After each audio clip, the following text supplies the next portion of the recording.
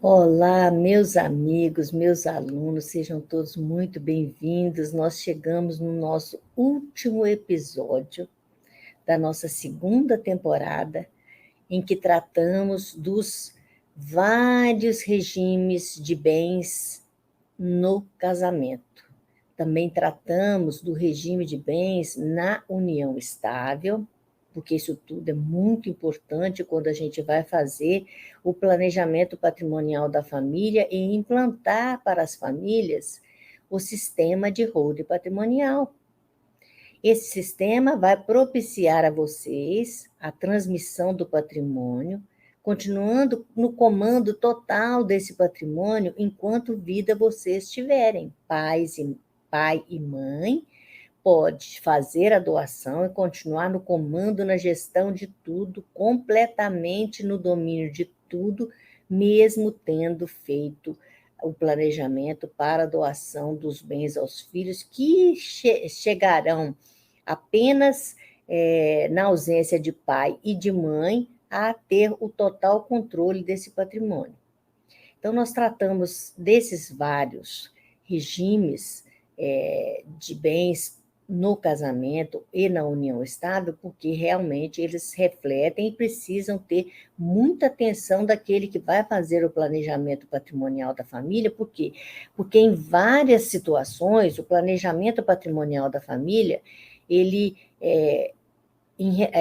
dependendo do regime de casamento adotado pelo pai e mãe, esse tratamento para a transmissão desse patrimônio para o sistema de holding patrimonial vai ter uma indicação de uma diferente da outra, dependendo desse regime adotado, tá? E hoje nós vamos tratar de um tema que também é bastante interessante, está na nossa vida hoje moderna, que temos no nosso dia a dia, as pessoas estão se unindo, inclusive pela chamada união homoafetiva, isso mesmo.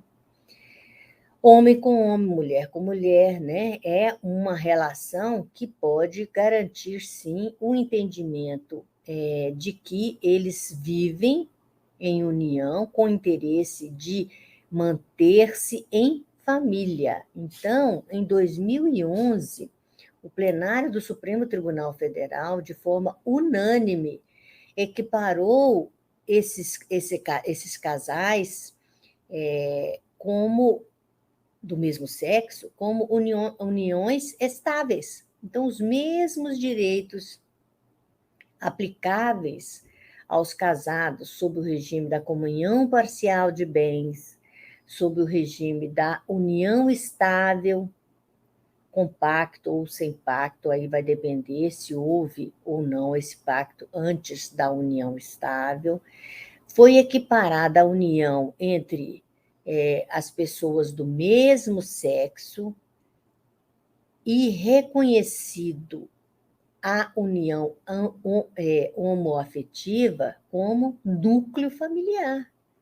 Então, desde 2011, é possível que esses casais do mesmo sexo, eles formalizem essa situação até para efeitos de segurança patrimonial, efeitos de participação em planos de saúde, efeitos gerais e completos que são aplicáveis às famílias, porque mesmo sendo do mesmo sexo, eles estão vivendo com o objetivo de manter-se como família, como tal. Essa decisão ela veio de uma ação direta de inconstitucionalidade e por uma arguição de descumprimento de preceito fundamental no 132, número 132 do STF, eles são, então, considerados casais como núcleo familiar. E eles são livres para elaborar, inclusive, contrato e pacto para reger essas relações patrimoniais inclusive para que eles continuem com maior segurança ainda para o futuro, tá? E se eles não fizerem esse pacto, vai aplicar a eles as mesmas condições de direitos e obrigações aplicáveis àqueles que vivem em regime de comunhão parcial de bens, que é o regime adotado ou escolhido pelos nubentes, né? Se ele ficar em silêncio, automaticamente o regime será aplicável o da comunhão parcial de bens.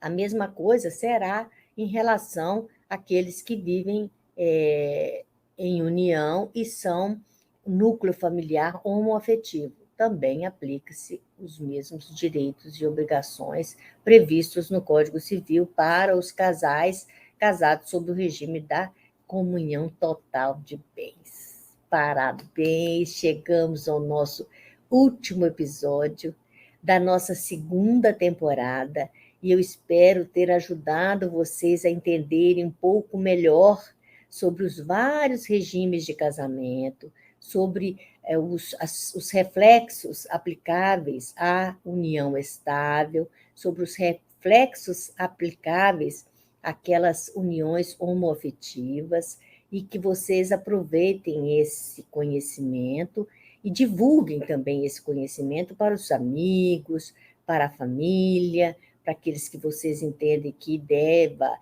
conhecer essas informações, saber dessas informações, e nos ajude a divulgar, porque somente com a ajuda de vocês, propagando esse conhecimento, é que nós vamos alcançar o nosso objetivo, que é estar aqui diariamente, falando com vocês, trazendo informações para vocês em relação às famílias brasileiras, porque nós cuidamos das famílias brasileiras, nós fazemos e ajudamos as famílias brasileiras a adotar o planejamento patrimonial para evitar o inventário, para evitar essa perda patrimonial tão gigante que ainda acomete muitas famílias brasileiras que ainda não se atentaram por cuidar do seu patrimônio em vida e deixar tudo planejado e já resolvido com muita economia, com total segurança para os seus herdeiros, para os seus filhos. Esperamos encontrá-los em outras oportunidades e vamos fazer agora e trabalhar na nossa temporada 3. Nós já temos a temporada 1, já temos a temporada 2, agora vamos para a temporada 3. E assim que a gente lançar, a gente começa a soltar diariamente um episódio de cada vez para vocês não se cansarem e não desistirem de estar conosco e conhecer um pouquinho a cada dia dos direitos e dos deveres das famílias, da sua família, os seus direitos e os seus deveres. Um abraço, até a próxima oportunidade. Tchau, tchau.